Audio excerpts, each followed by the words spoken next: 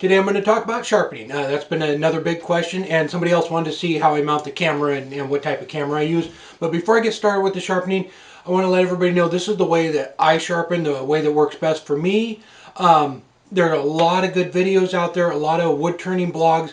So go do some research and check out all of those too, because this is just one way, and there are a lot of different ways and a lot of different grinds to sharpen your tools that might work for you better. This is over the years, this is what works for me, and it might not work for everybody else. So so just look around. There's a lot of great people, and that actually some do hand sharpening too. Cindy Drosden, she's an incredible turner. She does a great sharpening video series. I think Bob Ham has a really good one too. So go check, go just do a search and see what works for you. But let's go ahead and get started. Okay, here's my setup here. I have a 8-inch slow-speed grinder. I'm not sure about the grit on the wheels. I will have to do a little research and find that out. But it's slow speed, 1725 RPMs. That way it doesn't burn the tools. This is what came with the Wolverine sharpening system, was for doing your gouges, and then this side for doing scrapers and skews and stuff. That's a basic set. You can get some other attachments to come with it. The attachment for doing like a fingernail grind on spindle gouges and bowl gouges, that came with it too, and I think it was about $85. But let's go ahead and start out. We'll do the scraper and skew first, and then I'll move over to the bowl gouge and the roughing gouge. Okay, I'm going to do the scraper first, and what you want to do is lay it down flat on your platform. You want to slide it up against the wheel and loosen this up, and then adjust it to get your angle right, so you're not eating away a bunch of steel trying to regrind it. You want to get it as close as you can to the grind that's on it. So just lay it down flat up there, put it up, and then adjust it. And I already did that.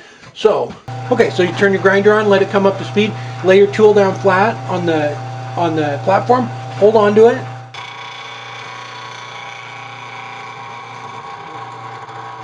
Roll it around. There you can see I had it really close. So basically, so you want it even all the way around. So that's basically it. Just hold it down flat, make sure it's not wobbling around on you. Put it up against there and roll it around. And just make, 1 or 2 passes on it. You don't need to grind away good steel. Okay, and one other thing I forgot to mention, this is a dressing stone. You can get them in a variety. They have several different ones. This is the one I use. And you turn the grinder on, put it up against there, and just have it flatten the stone back out. Because as you're doing different tools, it will cup it out, especially on the bowl gouge and spindle gouge side over there. All right, I'm going to do the skew next. What I did is I slid the platform up and then tilted it. Then that same thing, I'm going to lay my tool down flat and just rotate it around. Let it come up to speed.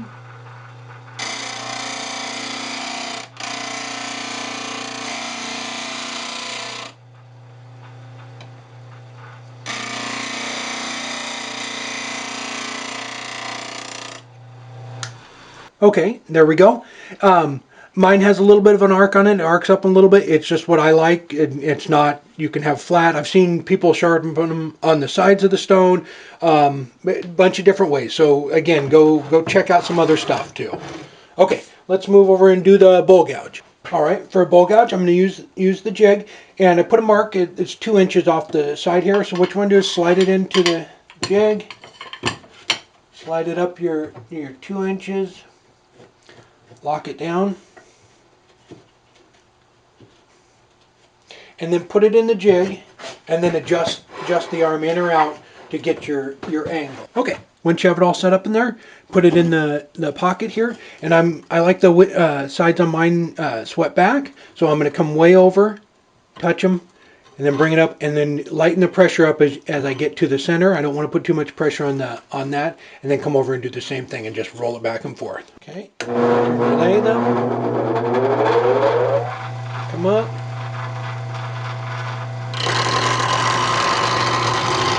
loosen up the pressure, and then come over and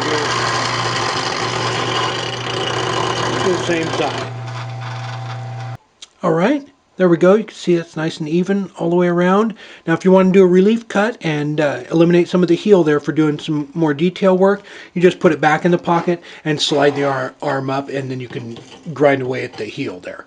But let's go ahead and do a spindle gouge now.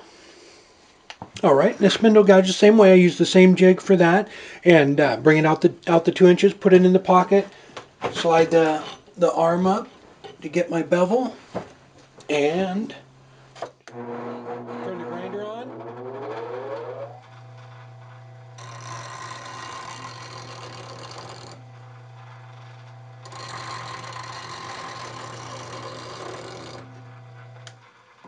Alright, you can see it's nice and even all the way around. And again, too, you can do a relief cut and take the heel out. The only other thing I forgot was the parting tool, which everybody knows I love the parting tool. Let's do that real quick. Alright, and the parting tool, same thing with the skew chisel. Put your platform down, slide it up till you get your angle. Lay it right up against there. And on the skew chisel, the other chisels were actually working across the whole wheel. This isn't. So you want to actually move it along to try and keep that even. That's what eats away the dressing wheels. If you stick it up there and just grind away the center, then you have to grind away good stone on either side to get it back where it's supposed to be. So lay it up there.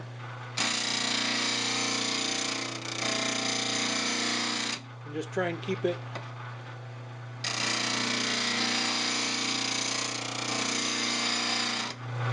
same spot. And there we go. And you're done. Just a couple of passes to clean it up usually. Alright, and the other thing was filming. Somebody wanted to see what type of camera and everything I use. So I put a bank of lights around the lathe so it really brightens it up, and that helps a lot. It doesn't look grainy. It really helps out on the video. The other thing was I just took an aluminum rod here, mounted an old tripod head to it, and pointed it straight down so that it's right over the lathe. Well, I'm working on moving the lathe right now, but it should be a few weeks, and then I'll be able to film from the back side of it and everything. So that's coming. I'm using a Pentax Lumax. It's just a point and shoot camera I picked up at Costco, I think, for less than $200.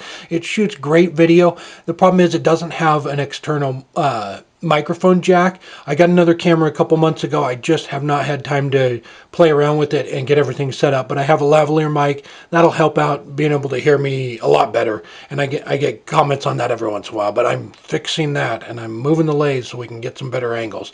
But I hope that cleared it up. So just basically that. Just try and get enough light in if you want to start doing videos so that everything's lit up and it's nice and crystal clear. Alright, I hope that helped with the sharpening, and like I said before, go check out, there's a lot of videos on it, and a lot of people a lot better than I am, so go check that out. And there's blogs and websites and all sorts of resources for you. And then again with the question about how I film here in the corner, and it's not much, you know, you have a little point and shoot camera and you're pretty much ready to go. It doesn't take much. Just I would say lighting is probably the most important thing. You want to make sure it's lit, and if you can get indirect lighting, that's even better. So but if you have any more questions about that, just let me know. But thanks for watching, and don't forget to subscribe.